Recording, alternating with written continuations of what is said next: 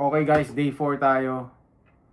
Saturday and Sunday nagpahinga ako. So ngayon Monday ngayon. Pero nasa ibang oras tayo ngayon. So ngayon naman natapos na ako mag-gym. So hindi ito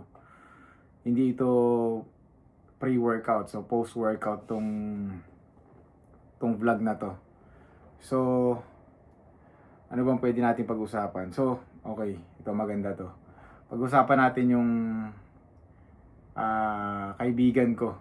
So sobrang galing nung ginawa niya. So anong nangyari? Si Chivi pangalan niya. So shoutout sa iyo, bro. Pumayat na siya. So ang nasa ano siya, nasa culinary industry siya. So nagtatrabaho siya sa ibang bansa. Tapos yun nga, ang tagal niya nang gustong gawin to, kaso hindi niya nagagawa talaga. So hanggang sa nag-decide siya na gawin na talaga. Kumbaga, i-enjoy lang din. Kumbaga, no pressure. So ngayon, ang laki na nung ano niya. Ang laki na nung progress niya, guys. Sobrang laki na nung progress niya. Laki ng pinagbago niya. Yung nakita ko nga, sabi ko, bro, sobrang solid na nagawa mo. At hindi yung physique yung pinakamalaking pagbabago na nagawa niya. Yung behavior na binago niya sa sarili niya para makapunta doon. 'Di ba? So kagaya nga nung sinabi niya, yung mga katrabaho niya daw doon sinasabi sa kanya na paano ka nagkakaroon ng time na gawin to? Paano mo nagagawa to? So, 'di ba? So, yun yung hindi siya possible na gawin para sa ibang tao kasi masyado nang matibay sa utak nila na hindi nila kaya. So, hindi siya ganun ka nasa list priority siya. Kaya hindi siya nabibigyan talaga ng time. So, itong kaibigan ko, nag-decide siya na hindi na i-overcomplicate yung mga bagay-bagay at gawin na lang kung ano yung makakaya niya, 'di ba? Kung ano yung kaya niya. So ngayon, nag-start siya na ito lang yung kaya niya hanggang sa yung kaya niya pataas na ng pataas. Pataas na ng pataas kasi kailangan mo lang namang i-embrace yun eh. I-embrace na pag nagsimula ka, yung kaya mo eto lang. Pero hindi eto lang yung kaya mo. Eto lang yung kaya mo ngayon pero hindi hanggang dito ka lang. So kung uulit-ulitin mo to, yung kaya mo, tataas eh. Lalakas ka ng dahan-dahan kung magpo-focus ka lang dun. At hindi mo iisipin yung mga bagay na malayo pa. So, ang galing kasi ma-witness mo yung tao na magbago.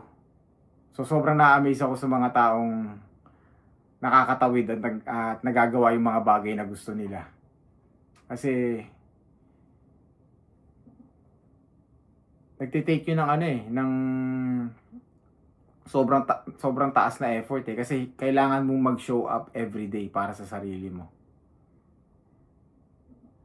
So kahit hindi niya feel, kahit wala siyang motivation, kailangan niya mag-show up. Pero ngayon, andun na siya sa stage na sabi nga niya sa akin, andun na siya sa stage na nai-enjoy niya na excited na siyang gumising para mag-workout.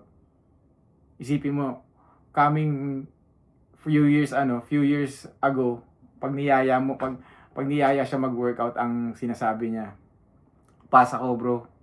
Sabay ngayon, andito na siya na solo siya. Nakakapag-workout na siya na solo, na-enjoy niya na hindi na kumpleto yung araw niya pag wala yung workout. Kasi sa totoo lang, hindi naman sa pagiging bias to eh. Kaya sinasabi ko na kailangan nating mag-workout eh. So, hindi naman actually workout, kahit naman anong activity eh. So, hindi necessary kailangan bodybuilding, hindi necessary kailangan running. So, hanapin mo yung activity na mag-e-enjoy ka. Kung anong mang activity yan, hanapin mo. Basta yung buhay mo hindi lang yung paikot-ikot lang na wala kang ginagawa para sa sarili mo, kahit maliit na bagay lang. So kailangan nagbibigay ka pa rin ng oras sa sarili mo, kahit maliit lang na oras. Kasi yung maliit na oras yan, balang araw pag nare-realize mo sa sarili mo na, teka, kaya ko pang i-improve to pwede pa natin i-improve to So nag-expand ka nga, 'di ba? Kagaya nga ng sinabi ko nung una. So ano lang talaga, kailangan mo lang mag-focus dun sa mga maliliit na improvement na pwede mong gawin, kasi yun yung magbubuo dun sa malaking pagbabago na gusto mong gawin. Tapos yun nga, syempre, kailangan mong ulit-ulitin, di ba? Consistency talaga So, lahat ng bagay, consistency talaga. So, paulit-ulit ko na siyang binabanggit dito. Parang every session natin, nandyan yung consistency kasi yun talaga siya. So, kung ano yung consistent na tinatanim mo, yun din yung consistent na aanihin mo. So, kung consistent ka sa pang-iin dyan sa sarili mo, yun din yung aanihin mo. Mawawalan ka ng tiwala sa sarili mo, mawawalan ka ng confidence sa sarili mo. Kasi hindi ka nag-show up sa sinabi mo Di ba? So, basically, tinatanggalan mo ng kapangyarihan yung salita mo sa sarili mo. Yun. So, day 4.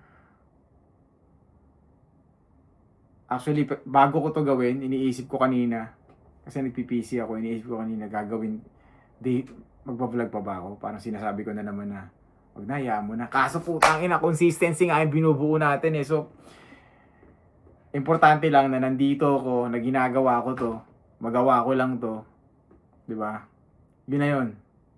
So, nandito tayo ulit, day 4. Hindi tayo nagmintes. Bukas, day 5 ulit.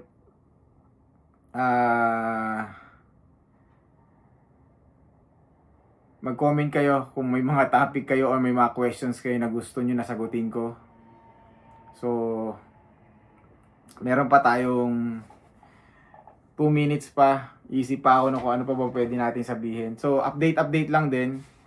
So, ngayon, medyo commit talaga ako na mag-lose ng weight.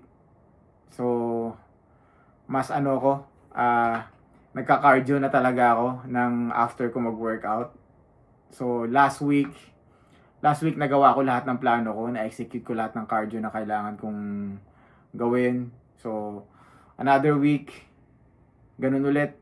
So, after ng workout, cardio, then everyday pala, naglalagay na ako ng cardio kasi na-realize ko na kailangan, maski rest days ko, meron akong zone 2 na cardio lang, kumbaga easy lang, kung di walking, sobrang easy lang na cardio para kumbaga na-realize ko na pag sinisimulan ko ng activity yung araw ko, mas nagiging productive yung buong araw ko So, kung ganun, kung nahanap mo yung ganun, syempre, doon ka magi-stick, di ba? Kasi yun yung magdadala sa iyo yun yung magdudulot ng chain ng productivity. So kung yung araw mo sinimulan mo kaagad ng bagay na maganda, dire-diretso yan all throughout the day. Pero pag simulan mo ng pag-i-scroll yung umaga mo, malaki yung chance na magdedire-diretso din yun, di ba? So umaga, wag ka muna mag-scroll, mag-isip ka ng bagay na pwede mong gawin na